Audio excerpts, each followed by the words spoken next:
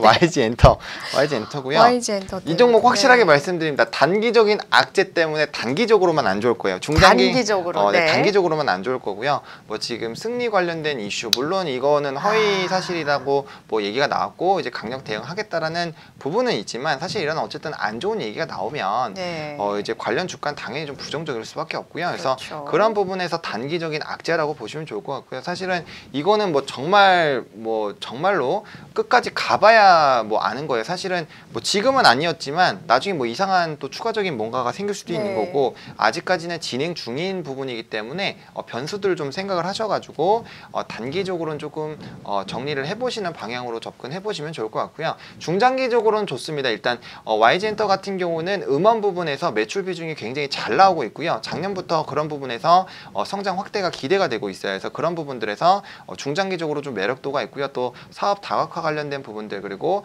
라인업들이 좀 이제 빅뱅이 빠졌음에도 불구하고 지금 기존에 있는 그런 라인업들 잘 키워서 그런 부분들을 많이 하고 있기 때문에 굉장히 좀 향후 전망은 일단은 좋습니다. 좋다라고 이제 증권사 쪽에서도 생각을 하고 있지만 단기적으로는 이런 악재가 발생을 했기 때문에 단기적으로는 좀 조심을 해보자. 그리고 요 120선을 깨고 내려가게 됐을 때는 이제 저점에서 이제 저점이 올라가는 패턴에서 요 부분을 깨면 이제 다시 한번 꼬꾸라질 수가 있거든요. 그래서 요 부분까지 하방도 일단 4만 원 초반까지는 열어두셔야 되는 부분이고요. 뭐 물론 퍼센테이지로 치면 한 60, 70% 정도밖에 안 된다라고 생각을 할 수 있지만 요 부분에서 한 번 더 크게 빠지면은 뭐 요 라인 34,000원 라인 때까지 빠질 수 있는 부분이기 때문에 단기적으로는 좀 조심을 해보자 라고 말씀을 드리겠고요. 이 이슈가 지속되는 동안 만약에 34,000원 라인까지 빠진다라고 했을 때는 이때는 매수를 좀 진행을 해주시면 좋을 것 같아요. 그래서 단기적으로는 좀 회피를 하되 주가의 하락이 나타날 가능성이 크기 때문에 회피를 하되 주가가 요 전 부근까지 좀 하락하게 됐을 때는 오히려 이때는 매수를 해서 한두 분기 정도 한 6개월 정도 잡고 접근 대응해 보시면은 다시 오라인 때 오왔을 때 좀 정리하면 그래도 수익률이 꽤 많이 나올 거거든요. 20, 30% 나올 거예요. 그래서 단기 수익 부분으로 접근 대응해 보시면 좋을 것 같고요. 물론 그냥 갖고 계시다가 그렇게 하셔도 되는데 내려갔을 때 멘탈이 굉장히 안 좋아지거든요. 사실 주가가 이렇게 떨어졌을 때 정신력이 좋은 사람은 사실 드물어요. 그렇기 때문에 이렇게 하락할 가능성이 있을 때는 단기적으로 좀 대피하셨다가 접근하는 방식으로 대응하시는 것이 좋다라고 말씀을 드리도록 하겠습니다. 제가 멘탈이 좋은 건가 봐요. 저는 한 마이너스 30대까지도 그냥 이러고 있거든요. 근데 그게 사실은 굉장히 우량하고 이제 대외적인 그런 흐름들이 좋을 것이다라는 종목이면 30%까지도 괜찮아요. 근데 일반적인 종목군들은 그렇지가 않거든요. 그리고 그거는 일반적으로 확신이 있어야지만 그렇게 버틸 수가 있는 건데 그런 게 없는 분들이 30% 이제 손실이 났다. 근데 그 부분이 뭐 횡보를 하고 안 움직이기 시작한다. 그러면은 이제 엄청 힘들거든요. 왜냐면은 30%가 본전을 그걸 만약에 손절을 하고 본전을 다시 치르려면은 4, 5%의 수익률이 나와야지 본전이 나와요. 그러니까 퍼센테이지가 커지면 커질수록 우리가 회복해야 되는 수익률이 굉장히 높기 때문에 제가 그래서 손절 라인은 다른 전문가 대비해서 굉장히 타이트하게 잡아드립니다. 웬만하면 2, 3%로 잡아드리는 이유가 빠르게 대응을 좀 하시면 좋고 만약에 그 부분에 이탈하게 됐을 때 그 종목을 안 보는 게 아니라 밑에 부분 더 하락할 부분들을 다시 전략을 세워서 접근 대응하면은 그만큼 반등이 나왔을 때 빠르게 수익을 볼 수 있다라는 거죠. 그래서 그렇게 접근 대응하는 게 손실, 리스크 부분을 최소화하고 그래도 수익 부분은 좀 늘릴 수 있는